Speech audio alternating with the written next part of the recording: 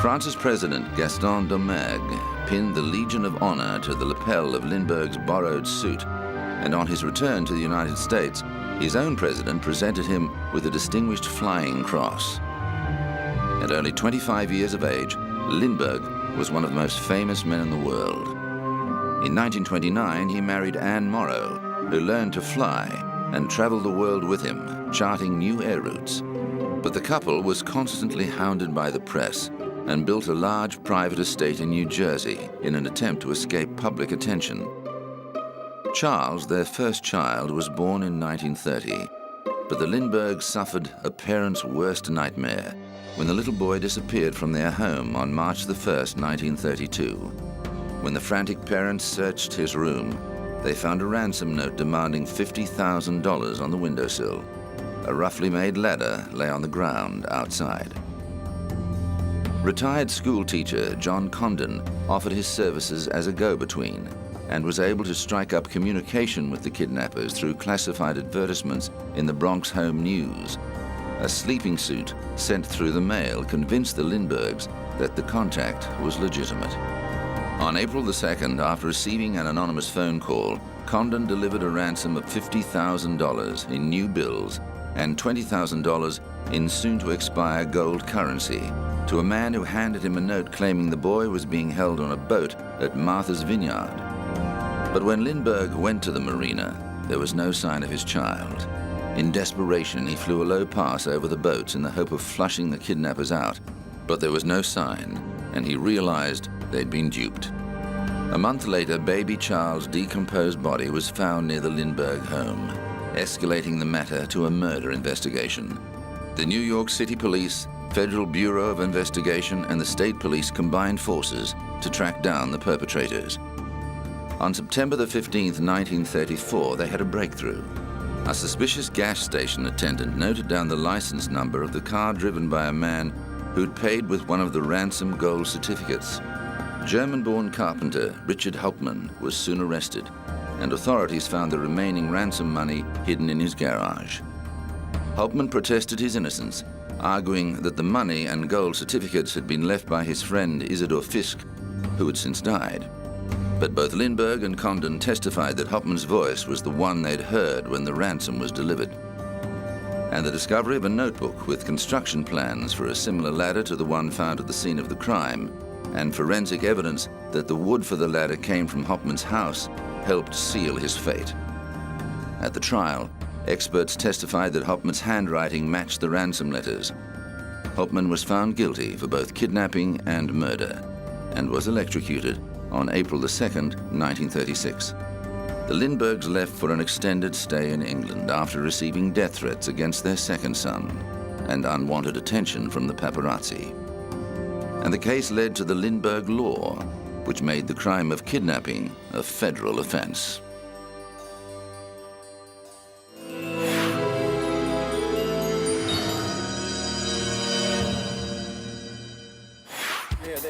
In the 80s, he was a chart-topping superstar, selling millions of albums around the world.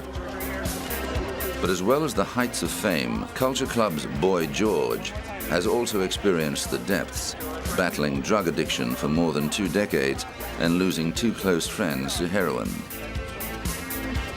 George's association with drugs and the people who take them led to a very public arrest in 2005.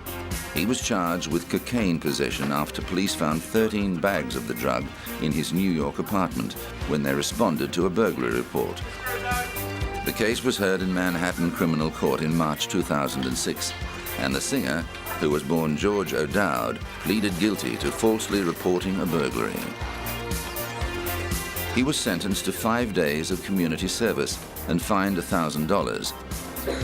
The judge dropped the drugs charges, which could have meant a prison sentence of up to 5 years, but ordered George to attend drug rehabilitation.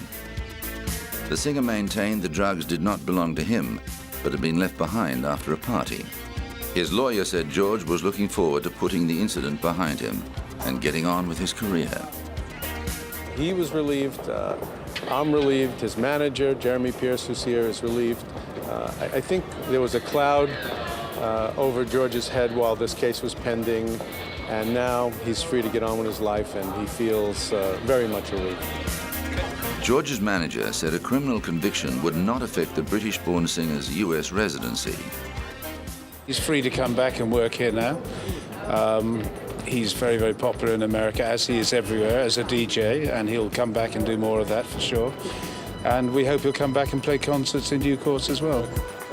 But only a couple of months later, George was back in court, being threatened with jail for not carrying out his community service sentence. Criminal court judge Anthony Ferrara gave George 2 months to complete the 5 days of community service.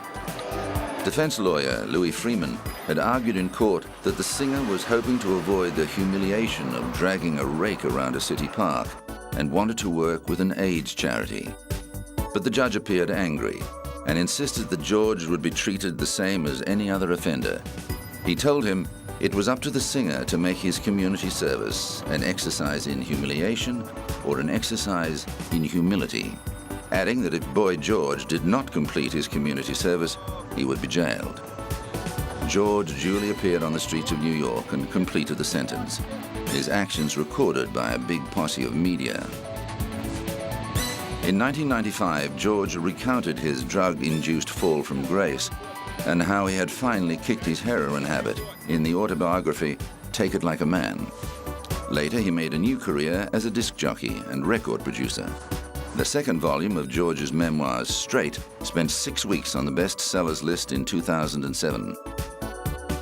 He continues to tour and perform as a solo artist around the world.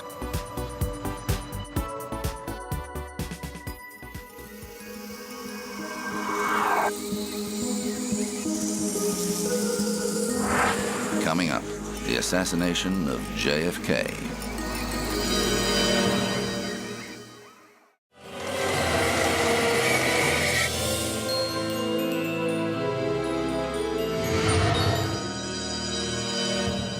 When an assassin's bullets ended the life of popular young President John F. Kennedy, the world was saddened and bewildered by the incomprehensible crime. In November 1963, Kennedy was in the prime of his life. Public admiration of the charismatic young family reached such proportions that the White House became known as Camelot, after the popular musical about the life of the mythical King Arthur and the Knights of the Round Table. His presidency had seen controversy, with a botched invasion of Cuba, the world on the brink of nuclear war during a missile crisis, and an escalating military commitment in Vietnam. But Kennedy was also using his considerable popularity to forge ahead on civil rights and push for a nuclear test ban treaty. Kennedy was a doting father to his children Caroline and John, but 1963 brought heartache for him and his wife Jacqueline, with the death of their newborn son Patrick in August. Behind the facade of the happy family, the Kennedys were grieving deeply for the loss of their little boy. On the 22nd of November, the President and First Lady traveled to Dallas, Texas, to gather support for Kennedy's re-election in a state that had only backed his initial bid by a small margin. In a 1961 Lincoln Continental, the couple was part of a motorcade that drove through Dealey Plaza on its way to the Dallas Trade Mart. Despite a recent security scare involving America's ambassador to the United Nations, the Secret Service told Dallas police not to assign their usual armed posse of homicide police to the rear of the motorcade. At about 12:30 p.m., shots were fired from a nearby book depository, hitting Kennedy in the upper back and head, fatally wounding him and injuring the governor of Texas. Less than half an hour later, the president was declared dead. A doctor in the emergency room at Parkland Hospital later told an official commission that the president was so severely wounded there was never any hope of saving him. A priest administered the last rites, but the president was already dead. Kennedy's death plunged the United States into mourning. The world was paralyzed with shock. Less than 1,000 days into his presidency, America's youthful hope for the future was lying in a coffin, and the era of Camelot was at an end. The country's 3 major television channels suspended their regular programming to bring round-the-clock updates of the biggest news story in history. The United Nations General Assembly joined in a minute of silent tribute to the man who had fought so hard for the ideals of international cooperation. For a short moment, Cold War hostilities were suspended as East and West united in sorrow. Jackie Kennedy accompanied her husband's body on the flight home, still clothed in the same blood-stained raspberry-colored dress she had been wearing when her husband was murdered next to her. She bravely stood beside Vice President Lyndon B. Johnson as he was sworn in as the 36th President of the United States in an unorthodox ceremony on Air Force One. The aircraft touched down at Andrews Air Force Base, and the President's body was rushed to Bethesda Naval Hospital for an autopsy. Doctors concluded that Kennedy had been struck by 2 bullets, and that the second bullet, which had hit his head, had been fatal. However, this testimony was not enough to prevent controversy. Possible inconsistencies in the angles of the bullets that penetrated Kennedy and the governor, and the evidence that there might have been more than 3 gunshots, have led to many conspiracy theories about the assassination. The president's flag-draped coffin was taken to the White House and placed in the East Room in private repose, then moved to the Capitol the following day to lie in state until the funeral. On the 25th of November, Kennedy's state funeral procession traveled through the streets of the nation's capital, watched live on television by millions of people. The day was also Kennedy's son's 3rd birthday, and little John cut a heartbreaking figure when he saluted his father's coffin as he stood with his mother and older sister Caroline. Thrust into the spotlight, new President Lyndon B. Johnson faced the difficult task of reassuring a traumatized people that political life would go on. He spoke at a press conference at Andrews Air Force Base, moments after arriving with the president's body. This is a sad time for all people. We have suffered a loss that cannot be weighed. For me, it is a deep personal tragedy. I know that the world shares the sorrow that Mrs. Kennedy and her family bear. I will do my best. That is all I can do. I ask for your help and God. A massive manhunt was launched to find the assassin who'd been glimpsed in the 6th floor window of the book depository. Less than 2 hours later, a police officer was shot and killed. When the suspect was apprehended, officials realized he fitted the assassin's description. Their suspicions increased when they discovered that he was the only employee of the book depository who was unaccounted for. Lee Harvey Oswald was a 24-year-old malcontent whose short but colorful life had included a stint in the Marine Corps, where he learned marksmanship, and a short-lived defection to the Soviet Union. An avowed Marxist, Oswald had recently moved to Texas from New Orleans, where he'd been involved in both pro- and anti-Castro activities. Oswald denied shooting Kennedy, arguing he'd been set up as a patsy. He was interrogated for 2 days. On November the 24th, Oswald was being moved to the Dallas County Jail when he was confronted by nightclub owner Jack Ruby, who shot him dead in the basement of Dallas Police Headquarters. Ruby claimed to be getting revenge for Kennedy's death, but conspiracy theorists claim Ruby's close connections with organized crime figures Sam and Joe Campisi shows the mob was involved in an assassination plot to kill the head of an administration that was getting tough on crime. Ruby was convicted of murder in March 1964, but died of cancer before he could be put to death. In the months before he died, he was said to have told his psychiatrist that he'd been framed for Oswald's murder.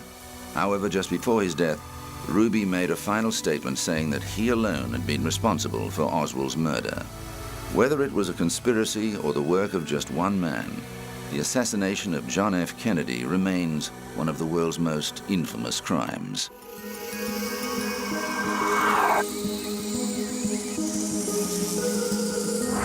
Coming up, did Lizzie Borden murder her parents?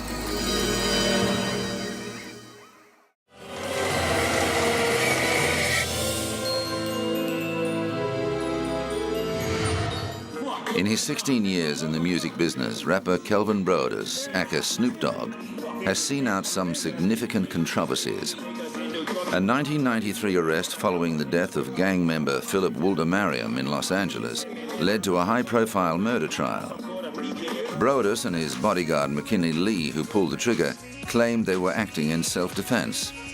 The jury agreed and acquitted both men, but the case ignited a raging debate over whether the incendiary and provocative lyrics of gangster rap contributed to violence or was just a reflection of the world inhabited by its creators.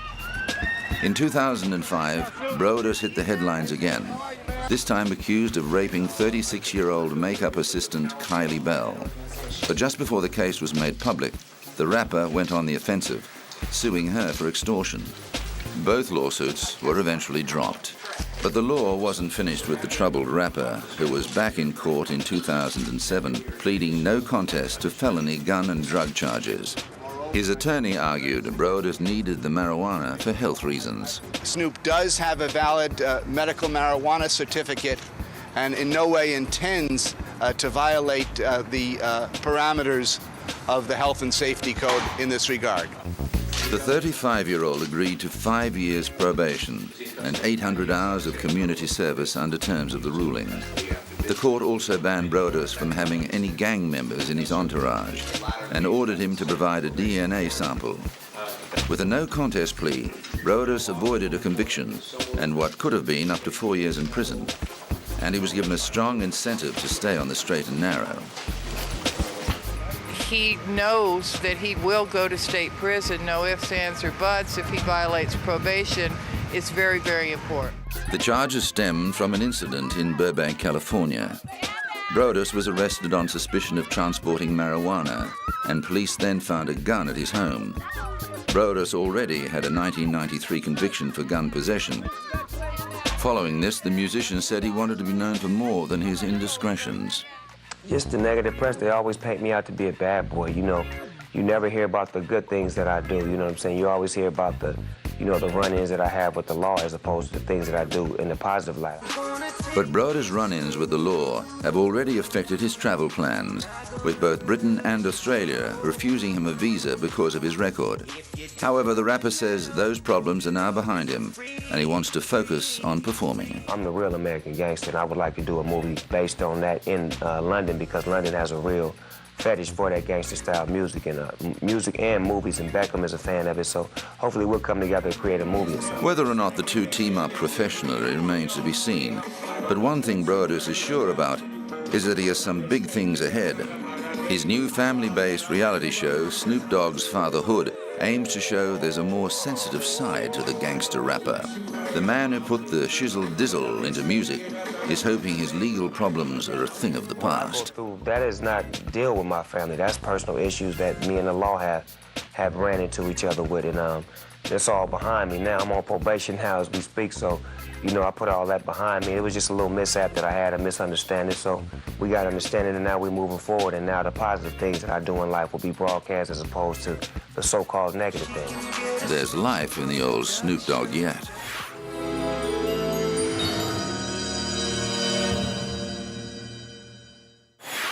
Since the September 11 terrorist attacks, there's been a rising fear that the United States could be the target of a biological or chemical assault. On October the 5th, 2001, American media photo editor Robert Stevens died after inhaling anthrax spores from a deliberately infected letter. A couple of weeks later, 2 postal workers were killed by the same strain of anthrax.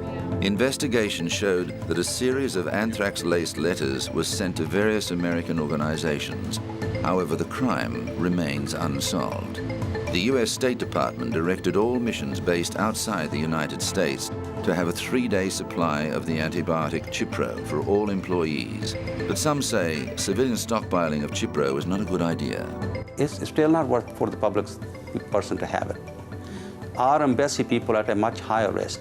There's a window of opportunity when you can start the treatment, and that is 24 to 48 hours.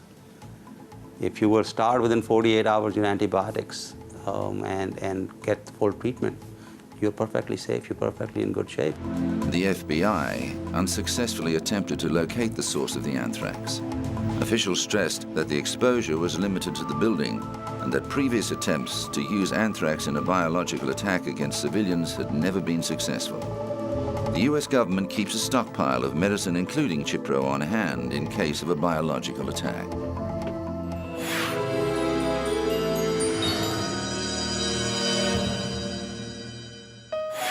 Lizzie Borden took an axe, gave her mother 40 whacks. When she saw what she had done, she gave her father 41. For more than a century, the story behind this schoolyard ditty has intrigued America. Did Lizzie Borden really murder her father and stepmother in cold blood? Or did somebody else commit the gruesome murder? August the 4th, 1892 started like any day in the quiet New England town of Fall River. But late that morning, Irish maid Bridget Sullivan was startled to hear the 32-year-old daughter of the house call out to her that someone had murdered her father. Lizzie said she found Andrew Borden slumped on the sitting room sofa. When the doctor arrived, he discovered that the head wounds were so severe, one of Andrew's eyes was severed. The body of Lizzie's stepmother, Abby, was found upstairs in the guest room. She'd also been bludgeoned to death in a frenzied attack. It didn't take long for police to finger Lizzie as a suspect. She'd had opportunity, and with evidence coming out that her father planned to change his will to make his second wife the main beneficiary, she had motive. The problem was there didn't appear to be any blood on her clothing. Police found a hatchet in the cellar, which they assumed to be the murder weapon, but it was too clean. A few days later, one of Lizzie's friends saw her burning a dress in the kitchen stove. Lizzie said she'd wrecked it by brushing against some wet paint, but testimony about the dress was enough to prompt a judge to commit Lizzie to trial for murder.